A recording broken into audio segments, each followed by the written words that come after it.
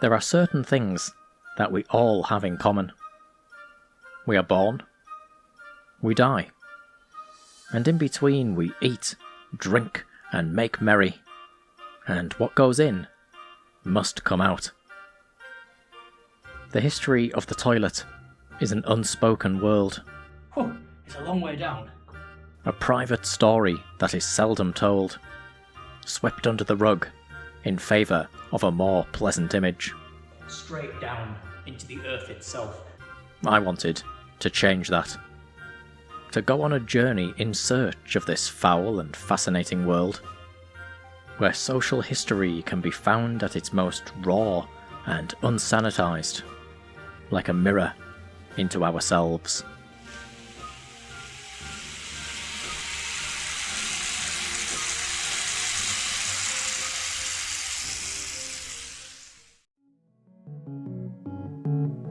Depending on who you ask, the first toilets in history were found in the Mesopotamian city of Uruk.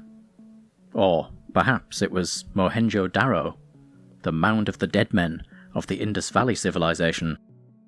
Or was it Crete? Perhaps Egypt? Or maybe even ancient Persia? Here in Britain, it could even have been found in Scotland, in the strange settlement of Skara Brae, where Neolithic stone houses appeared to contain an early kind of drain and sewer system, flushed with water to remove waste from the inhabited areas and into the sea. Whatever the truth, it seems likely that we have always looked for ways to deal with our waste, and primitive sewers appear in almost every settlement from early civilization. Of course, nobody did ancient cities or ancient sanitation better than the Romans. Their first sewers were laid in around 500 BC, and the baths of Rome were said to represent not just the luxury and wealth of the empire, but the hygiene and status of the city itself.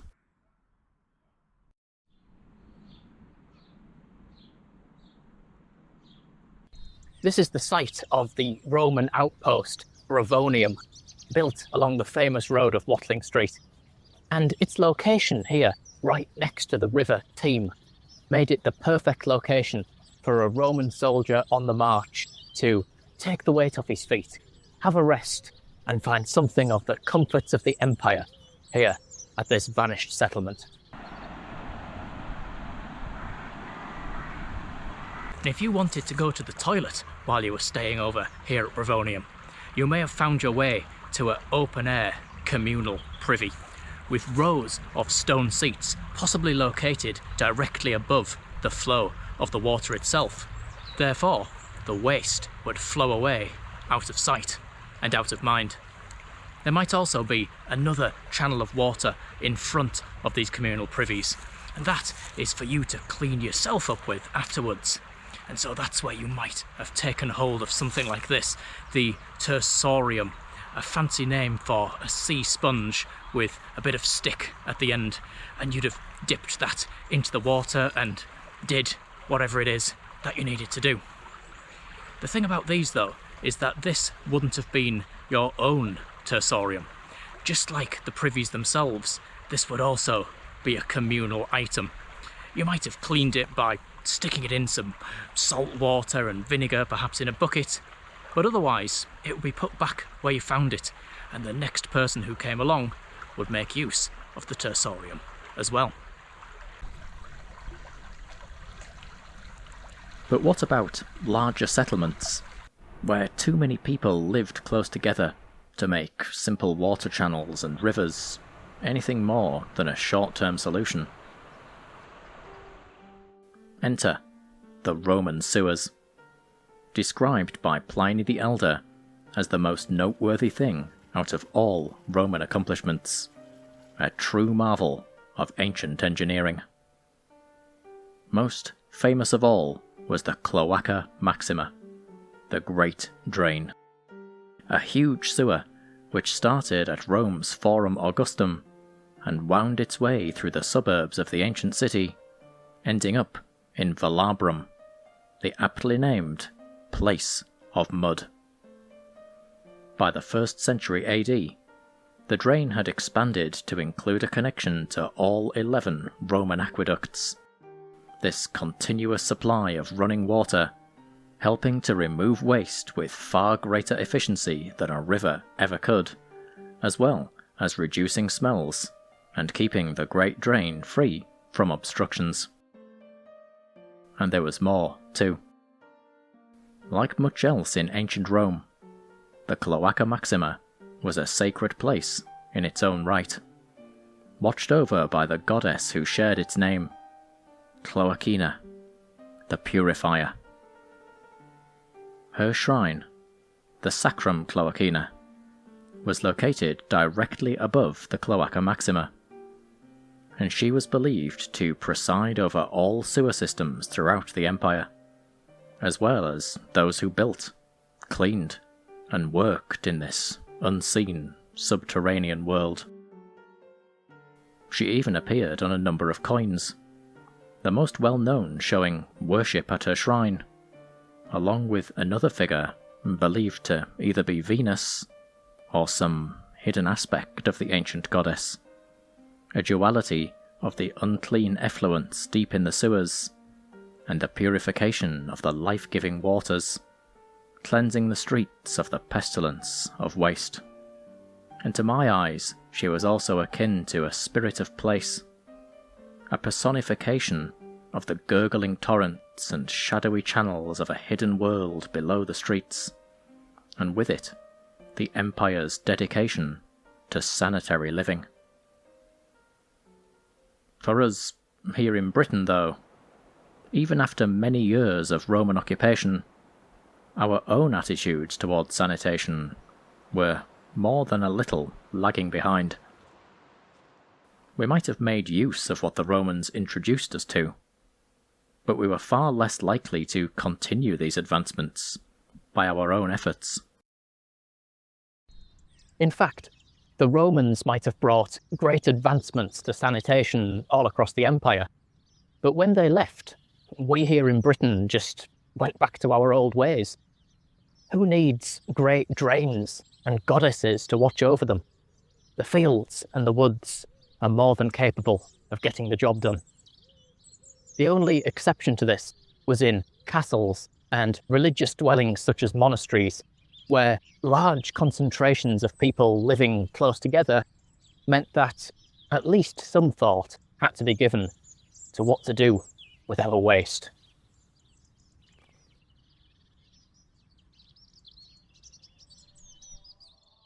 For monks, of course, the religious life came first, and home comforts took a back seat to the solemn vows of Christian servitude.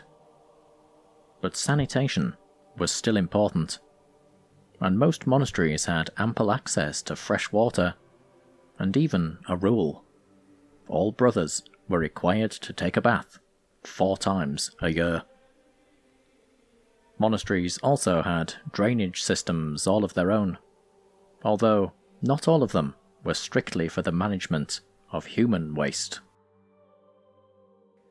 So this over here is a piscina, and it's located right next to the altar in this sacred site.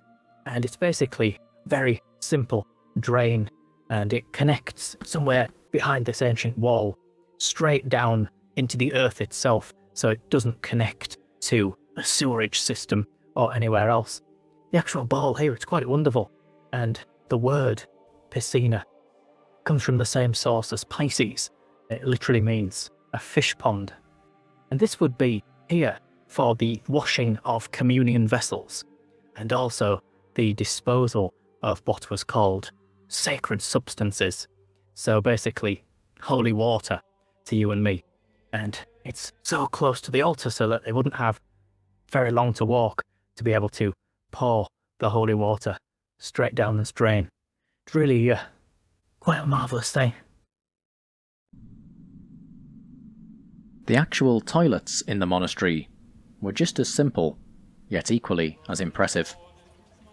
The reridorta, or the place to the rear of the dormitory, was a basic structure with communal seats positioned for easy access from the living quarters.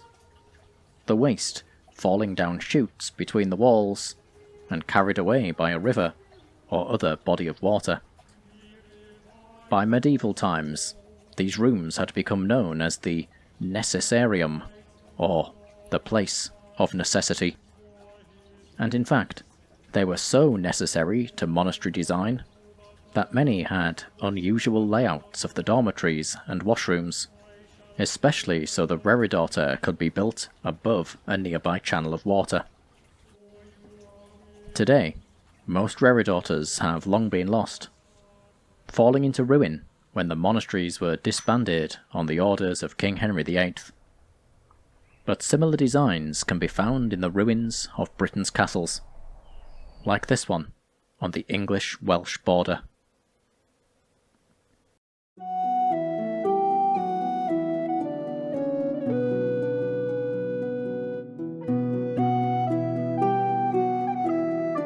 Of course, if you actually lived here in the medieval period, you'd have no concept of privacy like we know it today.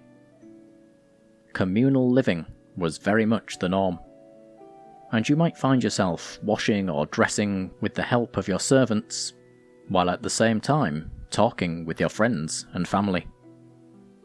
And when the time came to visit the privy, you'd wander to the end of some shadowy corridor and find waiting for you the littlest room in the castle.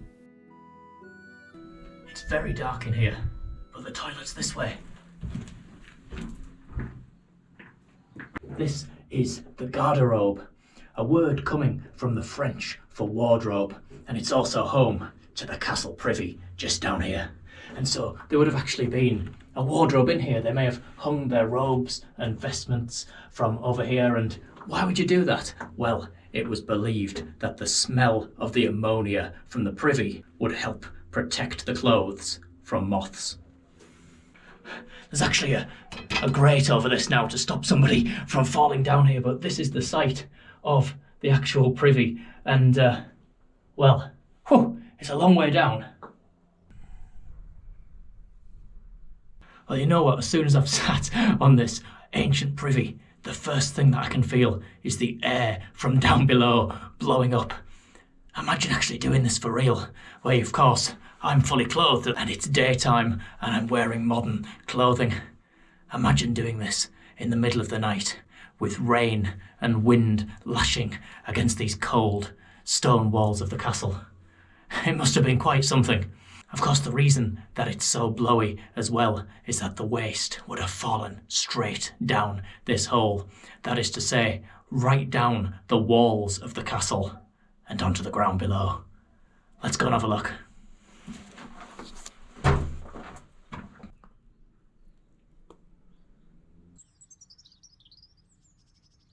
Now, if you were lucky, of course, your waste might have fallen into a nearby river or body of water and carry it away. It doesn't look like the inhabitants of this castle were so lucky, so the waste would have literally come down the wall and somewhere here into a cesspit, or otherwise just literally piled up, ready for the Gong farmer to come and take it away.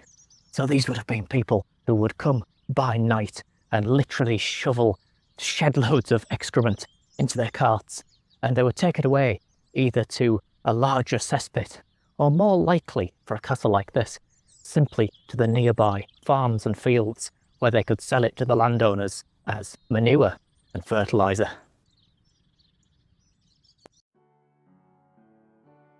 Farmers, of course, as well as pretty much everybody else outside of the world of castles and monasteries, had no garderobes, no reredaughters, and no servants to scoop up their piles of waste. Some might have used chamber pots and simply thrown the contents out of the window.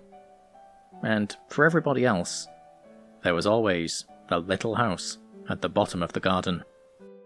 The humble privy, the outside toilet. An outhouse defined as a place set aside with a container for housing waste products. Or, more poetically, a place set aside for private meditation. For most, the garden outhouse was a simple affair, containing little more than a wooden seat with a bucket underneath. And yet here is the reality of life for generations of people. If you were lucky, your privy might have been built directly above a stream or a river, so that just like the garderobes and the Rere daughters beforehand, you didn't need to do anything. The waste would just flow away. For most people though, they would probably have to make do with the tin bucket, strategically placed under the seat, with of course the hole directly on top. You also wouldn't have any luxury quilted toilet roll. Instead, you'd probably have to deal with something like this. Squares of newspaper cut into exactly the right shape and size. And it's a little bit like recycling. You can scrunch this up and use it for whatever you need to, and it would also cover the layer of the waste on top of the bucket. You might even choose the best and most interesting newspaper articles to hang on the wall of your privy. Therefore, you have something to read while you're in here.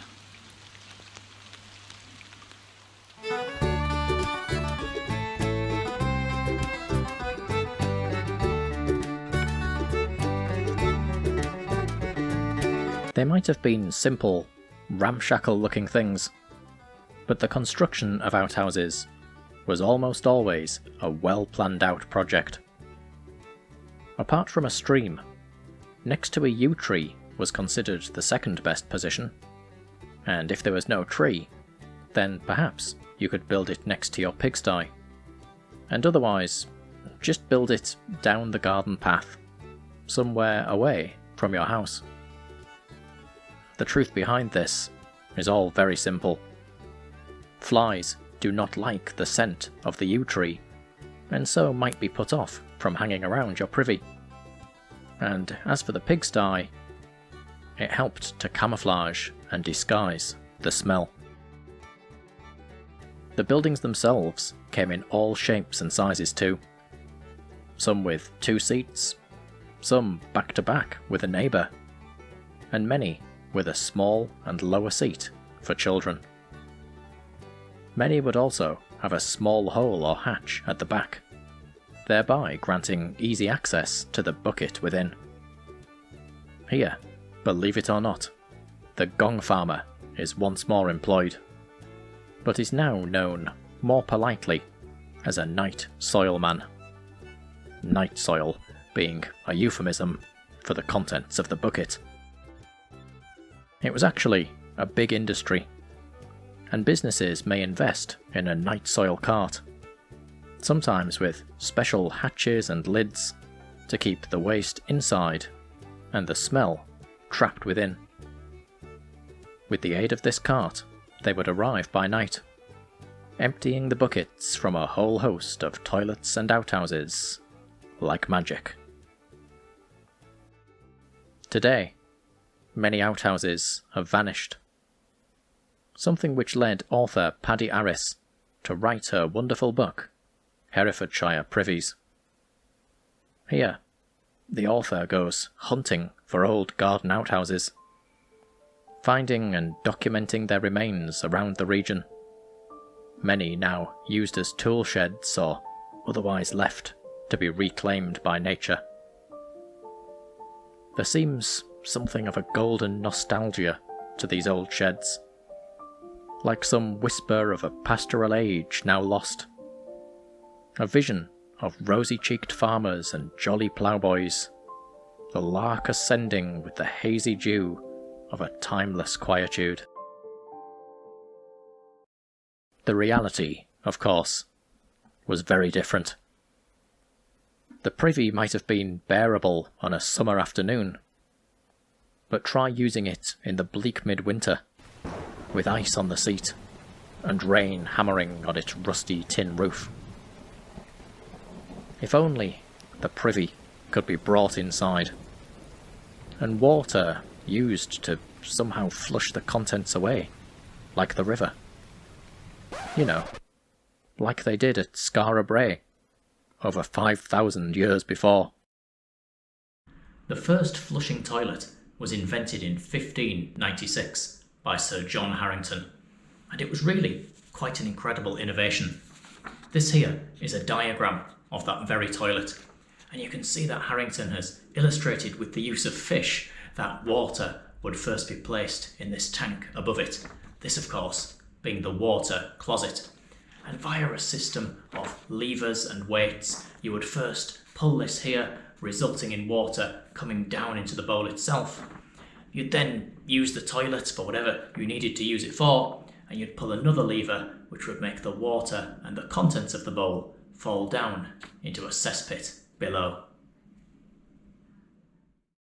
Harrington called this design the Ajax, a play on the word jakes, an Elizabethan slang term for a toilet, and he had one installed at his home in Kelston, Somerset, and another was constructed for his godmother, none other than Queen Elizabeth I. Despite this, the Ajax was not a success. It took a lot of water to fill the tank, and it was cumbersome and expensive to build. But further innovation followed soon. If by soon we meant nearly 200 years later, when Alexander Cummings filed a patent in the year 1775, and unlike the Ajax, this new toilet included an S-bend to reduce smells and a sliding valve in the outlet above the trap. It wasn't a success either though. The system was prone to clogging up, causing great expense and even greater smell. Thankfully, the design was enhanced yet again in 1778, this time by a name soon to become synonymous with this new world of the flushing toilet, Joseph Bramah. These toilets were mechanical marvels, with the earlier sliding mechanisms replaced with a hinge valve and a trickle of water, helping to quickly remove waste and thus preventing smells from returning up the pipes. They were also a bit like a work of art. The china bowls painted with intricate patterns and positioned in polished wooden housings. These designs worked, and worked well. So well, in fact, that Bramah toilets found their way into the manors and stately homes of many a wealthy family, resulting in the name itself, Bramah, becoming a slang term for something good and worthy of praise. For the time being, toilets like the Bramah closets were well and truly the preserve of the wealthy. But things couldn't stay like that forever, and attitudes towards sanitation had begun to change in the minds of the general public. The Public Health Act of 1848 had attempted to change some of the poor sanitation habits in cities such as London, with recommendations that no new property could be built without access to an earth or water closet. The problem was that none of these recommendations were compulsory, and so councils just decided to ignore them. Things, however, reached a peak in the summer of 1858, where a particularly hot summer mixed with piles of effluents lined up against the banks of the River Thames and even inside the river itself. This resulted in a foul and fascinating event known forever as the Great Stink. The smell was unbearable, so much so that it forced a rethink of the ageing and inadequate sewer systems that were present in the city. Furthermore, a cluster of cholera outbreaks, actually occurring before the Great Stink, were blamed on the event, showing that people were finally taking seriously the possibility of disease from sewage. This image, known as the Silent Highwayman, shows the attitude of the day. Death riding on the contaminated Thames. And similar images from the time echo the sentiment, such as Punch magazine's A Drop of Thames Water, and this one, entitled dirty Father Thames. Sanitation, sewers, and the toilets that connect to them were in need of a serious rethink. Thankfully, the 1880s saw many toilet makers continuing to innovate with variations on popular designs. Amongst them were well-known names such as Jennings and Thomas Twyford, who in 1884 released Unitas, a one-piece affordable design and the forerunner of the modern loo we all know today.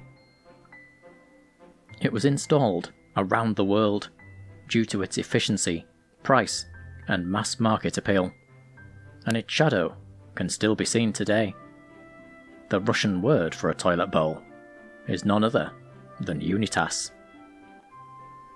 It was also around this time that the first commercially available toilet paper became available, made by the British Perforated Paper Company, a mouthful of a name, but a successful business, who sold toilet paper in boxes of individual sheets from high street chemists, along with a menagerie of soaps, tinctures and cure-alls, for a nation newly fixated on health and hygiene.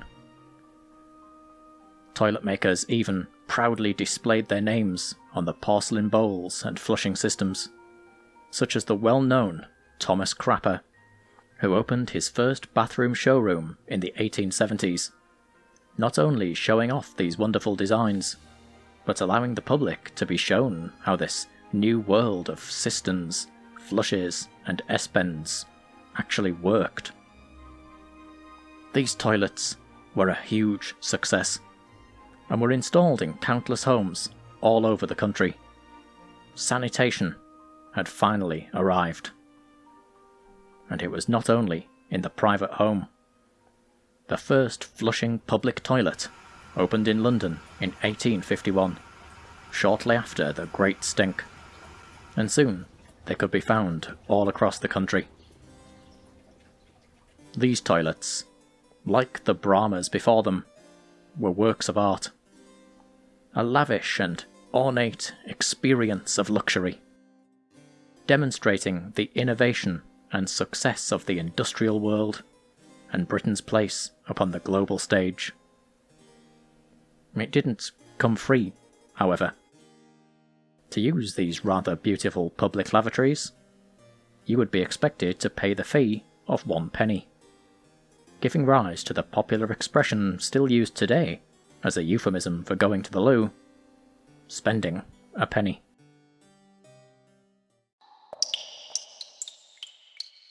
If only things could have stayed like that. The toilet, of course, was here to stay, and apart from inventions like the ball cock and flushable valves, they didn't really change very much over the years. But somehow, the toilet gradually became taboo, its private nature making it somehow hushed and unspoken, and the old days of the penny spent in lavatory luxury were a distant and fading memory. Today, of course, the public toilet is very different from those early days of Victorian opulence. We all feel there is something inherently unpleasant about these places. They're badly lit, they're covered in graffiti, and they're swarming in all manner of germs. We only come to the public toilet if we have no other choice. We want to get in and get out as quick as possible. And nobody treats these places with any level of care or respect. Sometimes, in fact, the public toilet can even be feared. E. coli, Shigella, Hepatitis A. These are just some of the nasty things lurking in the corners of the public toilet. And yet, even more than this, is hidden something deeply human. They are places where we feel vulnerable, and something very old and primal stirs within us. In other words, you don't want to be caught quite literally, with your pants down. In fact, this fear of the toilet is so old that Roman writer Claudius Aelianus wrote about it as far back as the year 175 AD, with tales of a monstrous octopus swimming through the sewers and entering homes by the drains connected to them.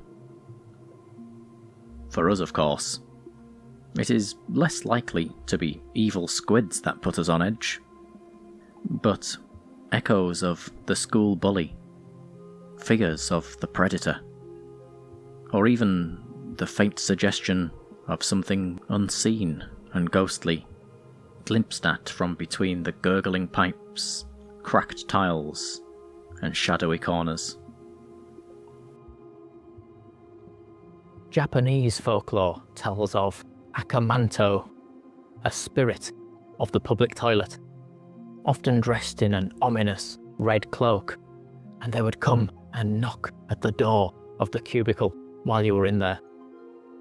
They would offer you a riddle, a choice of two options, either red or blue, or two questions that needed to be answered. But no matter which answer you gave, any reply would result in your death or disappearance. The key is to ignore the spirit. I think that's actually really interesting.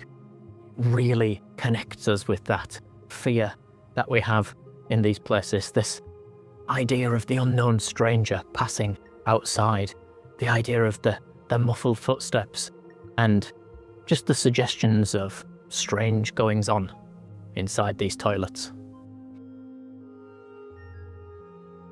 This story, and similar ones like Hanako-san, an urban legend of a girl who haunts school toilets, a likely inspiration for Harry Potter character Moaning Myrtle, seem like more than merely spooky tales. They are more like warnings. In 1992, 23-year-old Stephen Clark entered a public toilet at Saltburn-on-Sea, North Yorkshire, and never returned. It was like he simply vanished from the face of the earth, a mystery which has still never been solved over 30 years later. Furthermore, according to the Talk Insight survey, over half of all people canvassed reported avoiding public toilets as much as possible, with fears for their own safety, of perceived lack of cleanliness, and an overall feeling of discomfort at the top of their concerns.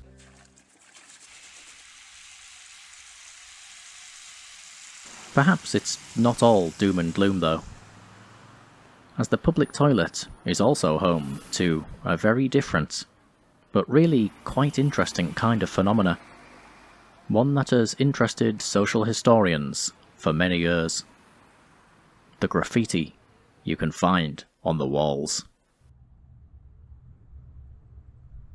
There's a song called Jesus of Suburbia by Green Day, and there's some lyrics in there that I actually really like. I read the graffiti in the bathroom stall like the holy scriptures of the shopping mall. And you know, that's actually not far from the truth. The bathroom graffiti is the language of the liminal space. The passing voices of the city etched onto a canvas that is hidden away like the shadow of the subconscious mind. In fact, this kind of thing is so interesting that there's even a word for it: Latrinalia. The term was coined in 1966 by American folklorist Alan Dundees, but toilet graffiti is just as old as the toilets themselves, with Roman poet Martial recognizing it as a type of art and asking his readers to look out for the boozy poets of the dark archway who write verses with rough charcoal. So then, why do we do it? And what does it mean? According to Dallas University, who studied Latrinalia in 2016, Most of it is simply done as a quick release of stress and boredom. But is that really true? The toilet, after all, lets us go into a private place and let go. And so, just like the dance of the cosmos, the duality of night and day, life and death, we may find release both physically and psychologically, even spiritually. For the bathroom artist, the privacy of the stall means there is no chance of being caught in the act.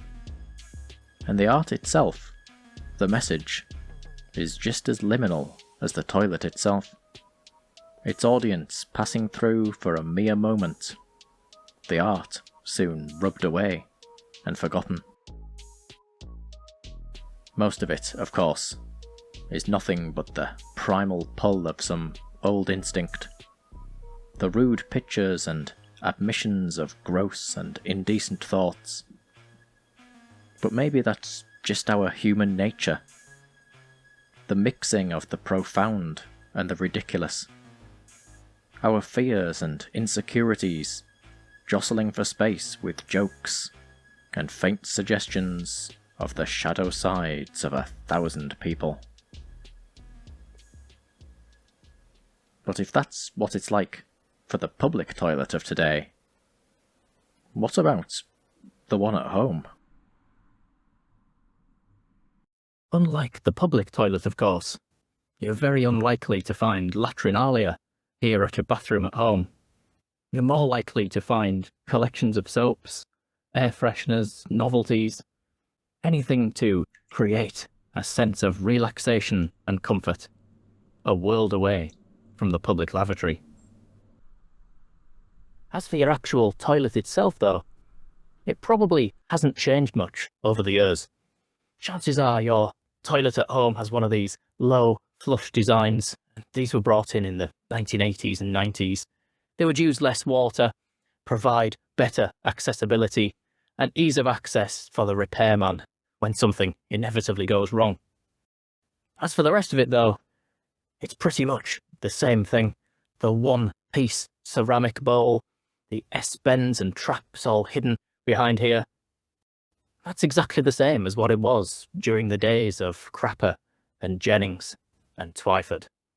In fact, the only real thing that has changed in the home bathroom over the years has been the fashions themselves.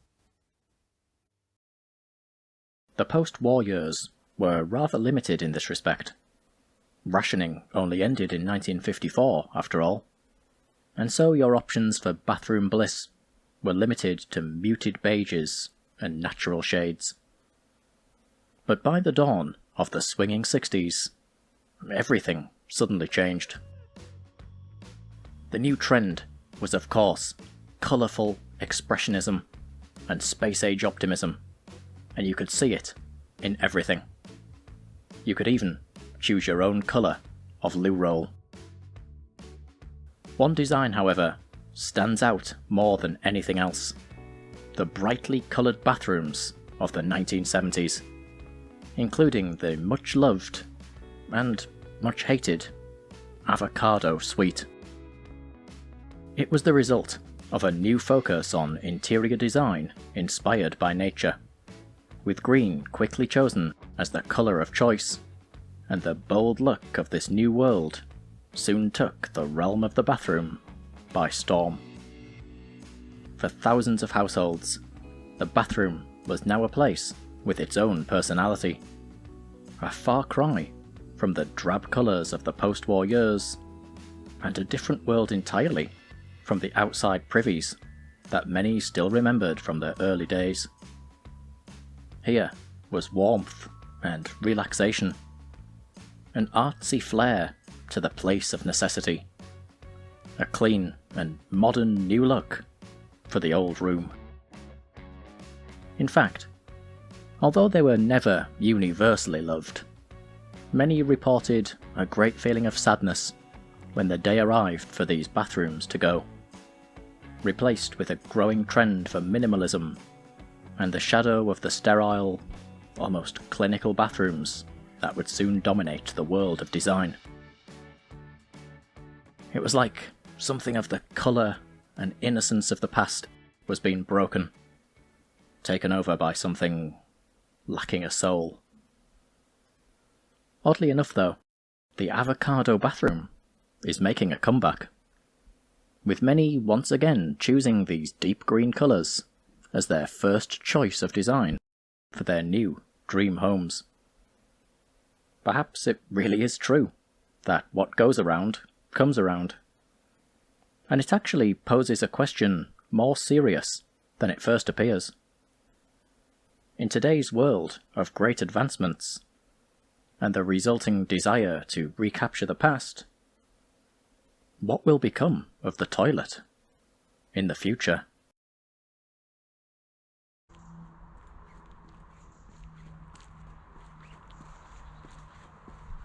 The future of the toilet can actually be quite a difficult topic. On one hand, we have a world where technology continues to advance at quite an incredible pace. And yet, on the other hand, we have large areas of the world that still have no access to toilets or sanitation of any kind. The key, when looking at its future, is how we can bring those two diverging roads together.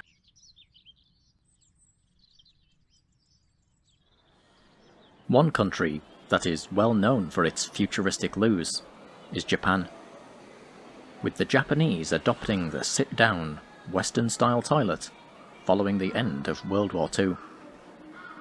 Since then, they have set the gold standard for toilet hygiene, boasting some of the cleanest, safest, and most advanced bathrooms anywhere in the world. With the touch of a button on a nearby panel, you might activate a bidet, heat up your seat, adjust water pressure, and even set in motion an air deodorizer to conceal the smell. Then there is the rather wonderful world of the otohime, or sound princess, a function that plays a sound effect of running or flushing water, thereby concealing the embarrassment of being heard in the bathroom. I've got here a study from the Japanese Sapporo School of Nursing, and it actually documents the long history of embarrassment about that toilet noise. And there's some haikus in here from the Edo period, and there's one of them where a lady asks her maids to continually pour water while she's on the toilet to cover up any noises that may be made. And there's another one as well where a nun says that when she needs to go to the toilet, she will do so as quietly as possible.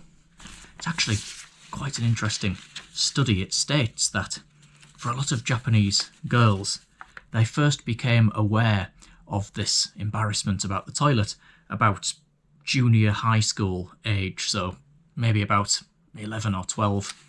But it also says that they have no idea why they feel that way.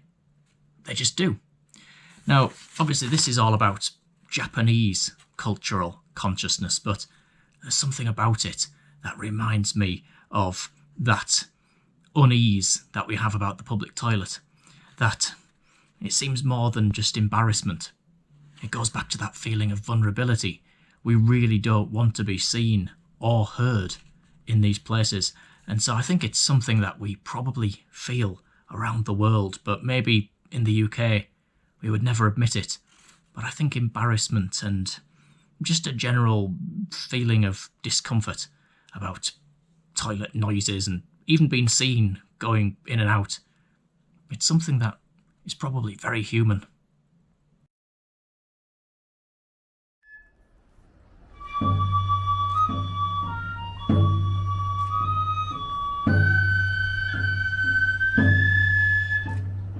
Every year, the ritual of Utate Kagura can be seen in southern Kyoto, where sacred spring water is brought to the boil, stirred in sake, rice and salt, and then scattered onto onlookers by a Shinto priestess with a bamboo branch. This ceremony has its roots in purification and divination, and today it is said to bring good luck to those who attend. It really reminds you about the benefits not only of water itself and its purifying qualities, but of having access to it in the first place, without which none of these advanced toilets and sound princesses could ever really exist in the first place. This, of course, brings us to a big problem, and forms part of the story of the toilet, which is never seen for us lucky enough to have ample access to sanitation. The truth is, for much of the world, the toilet has simply never arrived. In fact, about 4.5 billion people, that's about 60% of the world's population, still do not have access to sanitation of the kind that safely manages human waste. And in 2001, World Toilet Day was founded to help end this crisis, celebrate the flushing toilet, and bring awareness and advancements to communities all around the world. All of this is achieved with extensive media coverage, with various fundraising campaigns and schemes, and of course lots of projects launched each and every year. And in 2023 alone, over 1 million school pupils were reached in remote communities around the world, and 17,000 new toilet facilities were installed.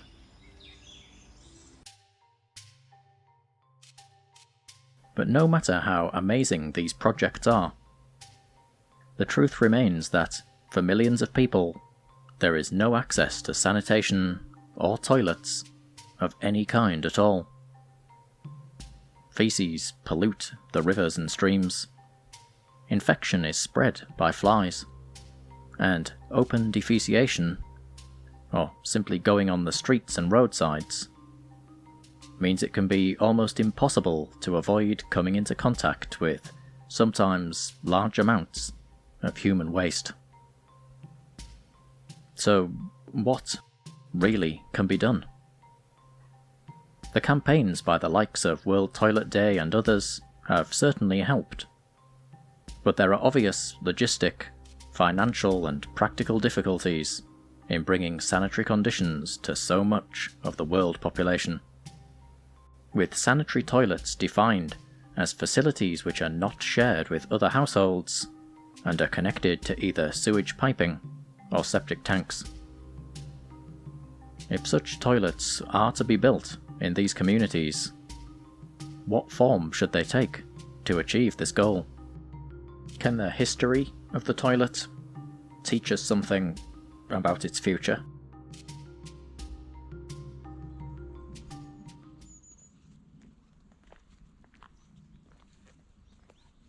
It's worth noting that, even here in the UK, there are many areas where the sewerage system never truly arrived. In fact, for many rural villages just like this, each household is responsible for the disposal of their own waste because, quite frankly, your toilet is not connected to a sewer. Of course, it doesn't just pile up like it might have done in the old days. All of these houses have their own private cesspit or septic tank, and it's buried somewhere over here at the bottom of the garden.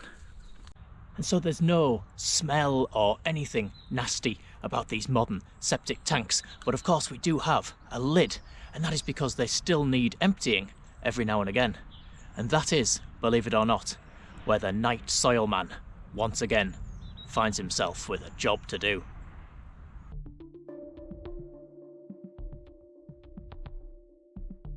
They don't come by horse-drawn cart anymore, of course, and feel no need to arrive by cover of night, instead coming armed with industrial pipes and enormous tanks, removing masses of waste with no smell or fuss, no complicated sewers or great drains required. But what about going even more off-grid? to places where even the septic tank cannot reach. A few years ago, I was greeted by this toilet on a caravan holiday in rural Wales. With no plumbing on site, this toilet was a modern version of the old privy. The waste covered over with a handful of sawdust to eliminate odours, and the contents of the bucket taken away to be sanitised before being reused as soil conditioner for the nearby farm. Just like the old days of the Gong farmer and the castle garderobe. So could the future of the toilet be found in its past? After all, these modern privies are literally flat-packed. They're lightweight, cheap, and easy to install, and are also a great deal more hygienic than a clogged pipe and overflowing sewer, heralding a possible return of the Great Stink. These toilets may appear to us like harkening back to the distant past, but they could also be the shape of its future. The very thing that is needed to accomplish the goals of those working so hard to bring sanitation to the world stage. For us though, I expect for now we are content with the modern comfort of our bathrooms, no matter what colour we desire them to be. We are happy with our hygienic world, even if today it is sometimes oversensitive to the things our forefathers lived through every day of their lives. The next time you flush, however, pause to remember the history of the toilet. For as long as we walk on the face of the earth, we will always have need of it, no matter what form it takes next. My father's a lavatory cleaner. He works both by day and by night. And when he comes home in the evening, he's covered all over in shine up your buttons with brasso. It's only 3 acres ahead. You can buy it a ticket from Woolworths. But nothing I've got any use. Some say that he died of a football. Some say that he died of a cancer. But I know what my father died of. He died of the smell of the shine of your buttons with brasso. It's only 3 acres a tin. You can buy it or hanging from Woolworths. That's it, I've got any use. Some say he was buried in a grave. Some say he was buried in a grave.